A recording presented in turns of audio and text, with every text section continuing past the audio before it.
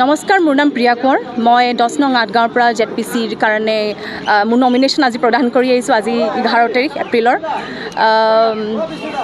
আৰু সোধক।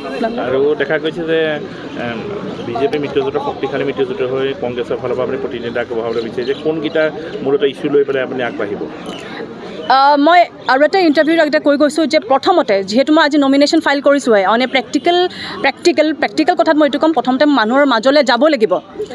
যদিও মোৰ এটা অপিনিয়ন অলৰেডি আছে, আই ডু নট ৱান্ট টু এতিয়া মই শ্বেয়াৰ কৰিব বিচৰা নাই। প্ৰথমতে মই মানুহৰ মাজলৈ যাম, মানুহৰ কথাখিনি শুনিম, কথাখিনি শুনি পেলাই তেখেতৰ অপিনিয়নছখিনি জনাৰ পিছত এটা মই মতামত যেতিয়া মোৰ আহি যাব, তেতিয়া মই মানুহৰ মাজত এইটো ক'ম যে এইখিনি চেঞ্জেছ কিছুমান আনিব লগা আছে, এণ্ড মই কিছুমান আশা তেখেতক দিব পাৰিম। তেতিয়া শিক্ষিত যুৱতী হৈ পেলাই আপুনি কংগ্ৰেছ কাৰণটো কি কেনেকৈ খুব কম কিন্তু দেখা গৈছে যে আপোনালোকৰ নিচিনা এইবাৰ দেখা গৈছে যে আপুনি এগৰাকী উচ্চ শিক্ষিত কম বয়সীয়া এগৰাকী প্ৰাৰ্থী।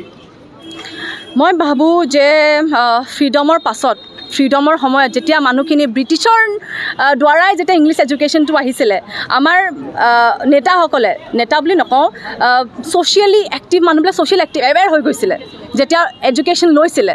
তেওঁলোকে এডুকেশ্যন লৈ পেলানি উকিলে প্ৰায় পঢ়িছিলে, মনত ৰাখিব আপোনালোকে, মনত আছে চাগে, যেতিয়া পলিটিকেল ছায়েন্স পঢ়িছিলে তেওঁলোক বিদেশলৈ গুচি গৈছিলে ল' প্ৰেক্টিছ কৰিবলৈ, কিন্তু কিছুমান ইয়াত ৰখি গৈছিলে। আৰু সেইখিনি প্ৰিকাৰচৰ হৈছে কংগ্ৰেছৰ। তেওঁলোকে বহি নাথাকিল ঘৰত, তেওঁলোকে সেই এডুকেশ্যনখিনি মানুহক জাগৰূক কৰিবলৈ ইউজ কৰিলে এডুকেশ্যনটো।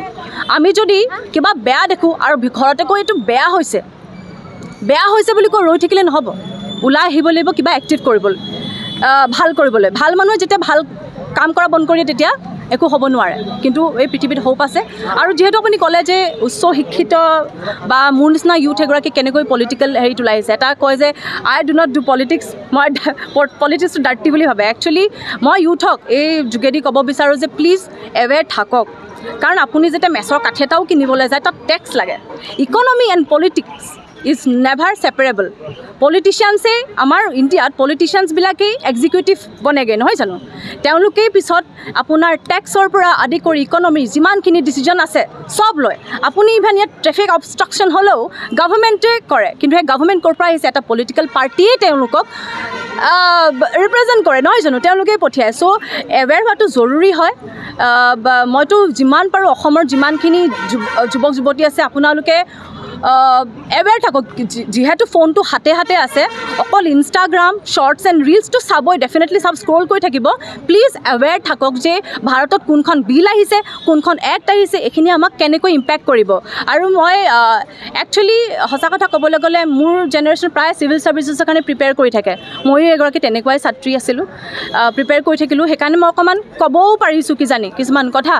তো ভাবিলোঁ কি এইখিনি মই আৰু এটা কথা মোৰ লাকেই ভাল নেকি নাজানো, যিহেতু মই কংগ্ৰেছৰ মানে মোৰ এতিয়া কেণ্ডিডেটছৰটো ছাডেনলি মই ছাপৰ্ট পাই গ'লোঁ। তেখেতে মোক এপ্ৰ'চ কৰা নাছিলে কোনো মোক।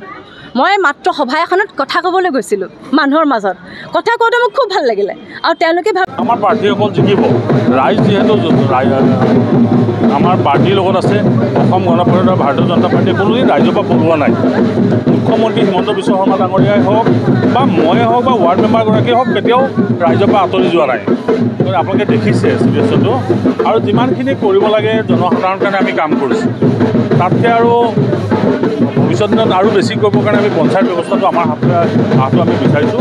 আৰু মই আশা কৰিছোঁ যে ভাৰতীয় জনতা পাৰ্টী আৰু অসম গণ পৰিষদৰ যিবিলাক প্ৰাৰ্থী আছে তেখেতসকলে, লগতে ক'ৰবাত আমাৰ গণশক্তিও আছে, কিন্তু আমি এটা কথা ভাবিলোঁ যে ৱাৰ্ড মেম্বাৰ ৰাইজে যাক সমৰ্থন কৰিব তাৰ লগতে হ'ব।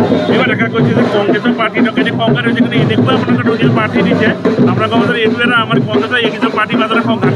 মই কংগ্ৰেছৰ কথা নাজানিম, কংগ্ৰেছৰ কথা কংগ্ৰেছটো নায়েই।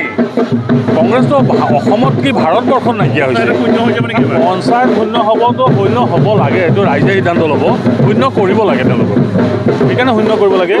কংগ্ৰেছৰ লগত যদি ৰাইজ থাকে, আজি ইমান বছৰে যি ধৰণে আমাৰ ডেভেলপমেণ্ট নহ'ল ইয়াৰ গোটেই গুৰি কিন্তু কংগ্ৰেছৰ দিনত পঞ্চায়ত ব্যৱস্থাটোৱে ইমানেই বেয়াকৈ ব্যৰ্থ হ'ল আৰু ব্যৰ্থ কৰি দিলে যে জনসাধাৰণৰ মাজত এতিয়াও বহুত কাম কৰিব লগা আছে। আপোনালোকে দেখিছে যে নলা নৰ্দমাৰ পৰা আৰম্ভ কৰি বিভিন্ন ধৰণৰ কাম কাজ সেই সময়ত যদি কৰা হ'লে আজি আমি বেলেগ কথা চিন্তা কৰিব পাৰিলোঁ।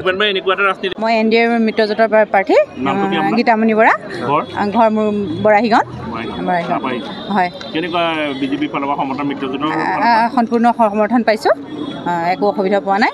আশা কৰিছোঁ নিৰ্বাচন খুব সুন্দৰভাৱে পাৰ কৰিম।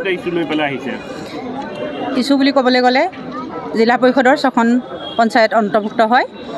ৰাইজৰ যিখিনি আধৰুৱা কৰিব নোৱাৰা কাম বিধায়কৰ পুঁজিৰে যিখিনি শেষ কৰিব নোৱাৰে, আপোনালোকে নিশ্চয় জানে জিলা পৰিষদত আমাৰ 20% ফাণ্ড পায়। তাৰ পৰা মই যিমান পাৰোঁ দুখীয়া ৰাইজৰ সৰু সুৰা যিবিলাক আমাৰ গাঁৱত সংঘৰ পৰা আদি কৰি নামঘৰৰ যি এনেকুৱা সৰু ধৰণৰ কাম আমি কৰি যাম, ৰাইজৰ প্ৰতিশ্ৰুতি পূৰণ কৰিবলৈ চেষ্টা কৰিম।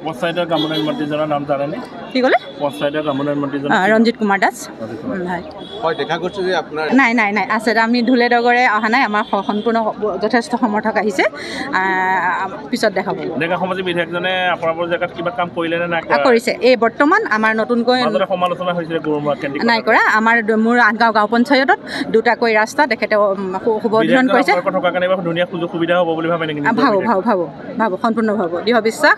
তেখেতে আমাৰ 8 গাঁও পঞ্চায়তখনত এই নিৰ্বাচনৰ আগে 2টা সম্পূৰ্ণ ৰাস্তা আমাক দিছে আৰু আমি অসম দৰ্শন আঁচনিৰ জৰিয়তে 4টাকৈ নামঘৰত আমি পুঁজি পাবলৈ সমৰ্থন হৈছোঁ। নহয়, মই 2013 চনত প্ৰথম 8 গাঁও পঞ্চায়তৰ সভানেত্ৰী হিচাপে কাৰ্যনিৰ্বাহ কৰিছিলোঁ।